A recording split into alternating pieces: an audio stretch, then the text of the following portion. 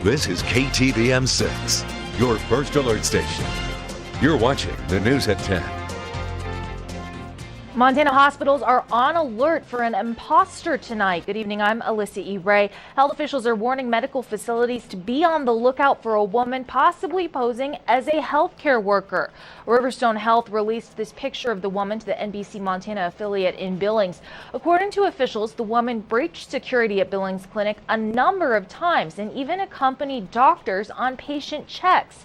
Billings' other hospital, St. Vincent, is warning employees and circulating security photos. Police are investigating, but no arrest has been made. NBC Montana's Eric Tercio headed over to Bozeman Deaconess Hospital to see how administrators there are keeping their staff and their patients safe. He joins us live in our newsroom. Eric? Thanks, Erica. Billings man has been found not guilty of starting last summer's Bear Trap 2 fire.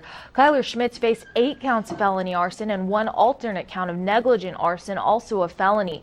The Bear Trap 2 fire broke out southwest of Bozeman along the Madison River in late June last year. Fueled by strong winds, it burned more than 23 square miles, destroying homes, fences, and valuable grazing land. Court records say damages topped $3.2 million, and that doesn't even include the more than $1 million it cost to put out the fire. The trial lasted 3 days. Prosecutors called a number of witnesses, from residents who lost property to people on the river the day the fire broke out, who testified they saw Schmitz set fireworks off in that area. A Bozeman elementary student could see her art on Google's homepage after Google announced the 50 state winners in its Doodle for Google contest, in which kids redesigned the Google logo. This is the work of Ruby Schroeder, a 5th grader from Longfellow Elementary right here in Bozeman. Ruby was picked to represent Montana in the contest, and her art will be on display at the American Museum of Natural History in New York. The winning student of the entire national contest will receive a $30,000 college scholarship, $50,000 for his or her school, and they'll get to see their doodle on google.com. Find out how to vote for Ruby. Just head to our website. I already cast my vote. I'll expect you to have done the same by the end of this evening, Brad. Sorry, I was just amused. I was trying to think how many times you could say doodle Google 10 times in a row. I don't know that you could. All right, so a little bit of a crosstown rivalry game tonight. Belgrade versus Bozeman, I understand? Yes, and obviously the weather this morning kind of still looked like wintertime out there. Totally but did. By this evening's game, it was cleared up. Coming up after the break, Lauren Mashmet joins us live from our newsroom. She spoke with an avalanche expert today who helped with the rescue. Lauren, it sounds like it was a close call, but they all survived. Thanks, Lauren. Some facts on early season backcountry safety. Experts say areas with wind-loaded slopes are attractive to skiers because they have the deepest snow, but those areas are often the most unstable. Less snow can also mean more injuries in a slide down rough terrain. Backcountry enthusiasts should always have proper rescue gear like a beacon, probe, and a shovel, and only one person should hike or ski a slope at a time. It was a soggy morning here in the Gallatin Valley, but we did dry out a bit this afternoon. Here's a live look over Bozeman from the camera on top of our downtown studio. We got a break from the rain this afternoon, but can we expect more this evening? First Alert Chief Meteorologist Mark Hake is in the Weather Center with the answer. Mark? Thanks, Mark. New details tonight on an assault and possible attempted abduction here in Bozeman. Police say on October 26th, around 8:30 p.m., a 25-year-old woman said she was walking along the 200 block of Hunter's Way when a car pulled up next to her and the driver tried to grab her. She did escape. The victim described the man as white, 6'2" with a stocky build, buzz-cut hair, and a short beard. She said he was driving a red 2-door passenger car. Police recounted the incident to us today.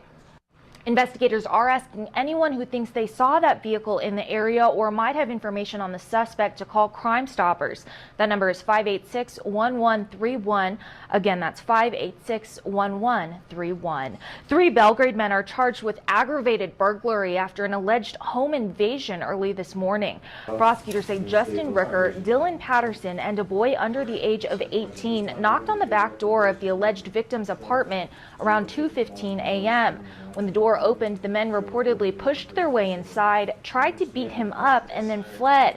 Officers say Eric Schur drove the getaway car. He is also being charged. According to court documents, Ricker told officers they wanted to hurt the man in retaliation for a conflict between Ricker and the man's girlfriend. We have an update on a shooting that happened near Logan on Friday. The Gallatin County Sheriff's Office says that the man shot did not suffer life-threatening injuries. We first told you how the Trailways bus company called police saying a passenger had become unruly, and they dropped him on the side of I-90 just before 5 a.m. Then a short time later, 911 dispatchers say they got a call reporting someone shot a suspected trespasser, that same man, on their private property. A redshirt offensive tackle faces a felony drug charge and is indefinitely suspended from the Grizz football team. Prosecutors say sophomore Trevor Poole bought 2 doses of MDMA at a weekend party. It's considered a Schedule I dangerous drug similar to ecstasy. Court documents say officers watched Poole get the drugs from another person, and when they approached him, he admitted he had 2 pills in his pocket. Today in Justice Court, Poole was released without bail. Coming up tonight on the news at 10, a Gallatin County man accused of abducting a young Wyoming girl. We dig into his past, even talking to a former neighbor. Plus, safe and sound. Great news out of Glacier National Park, where 2 missing hikers have been found. And an in-depth look at Montana's candidates for governor. I'm Mark Haka. An increasing chance of rain and winds. I'll have my first alert forecast. The news with Alissa Irei is next. This is KTVM 6 and 42, your first alert station. You're watching the news at 10. A Gallatin County man will soon head to Wyoming to face accusations of kidnapping. Good evening, I'm Alissa Irei. Thanks for joining us tonight.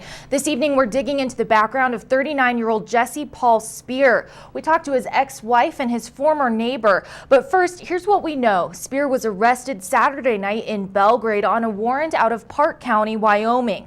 On October 8th, an 11-year-old girl was reportedly abducted from Cody.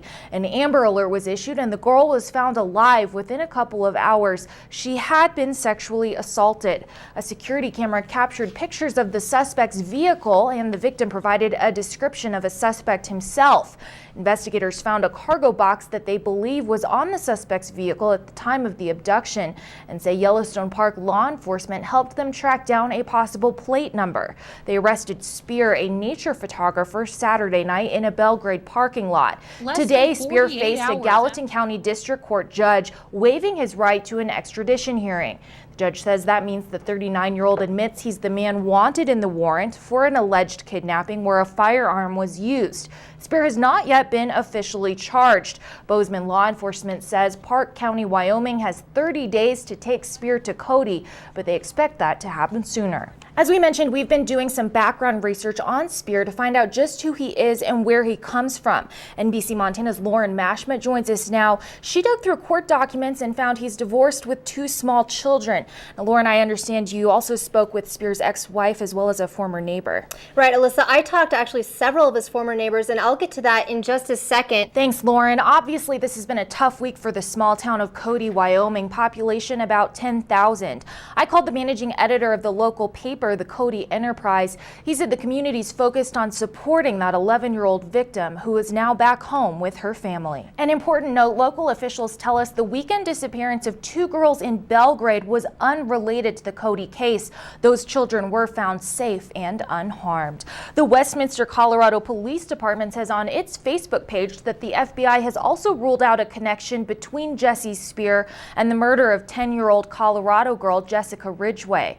Ridgway disappeared on her way to school on October 5th. Her mutilated body was found Monday the 8th. That was the same day the other girl was abducted in Wyoming, 488 miles away.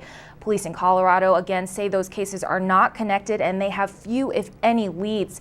Officers scoured her neighborhood. They've searched 500 homes and are combing through 1,500 possible tips. A memorial for Jessica is set for tomorrow. We'll continue to follow this story and the Jesse Spear case both here and at NBCMontana.com.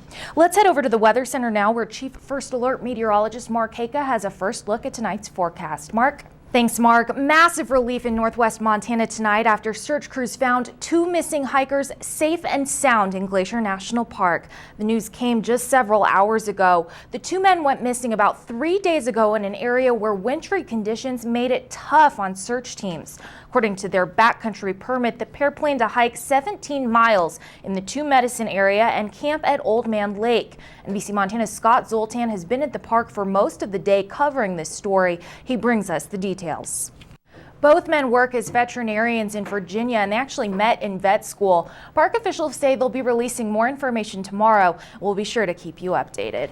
Wireless service provider Verizon has asked the Park Service for permission to build a cell tower in Yellowstone. According to the park, the tower would provide access to the lake and fishing bridge areas of the park, and that's the only area in Yellowstone a new tower would be permitted. The proposed tower would be 100 feet tall and built on an existing utility site.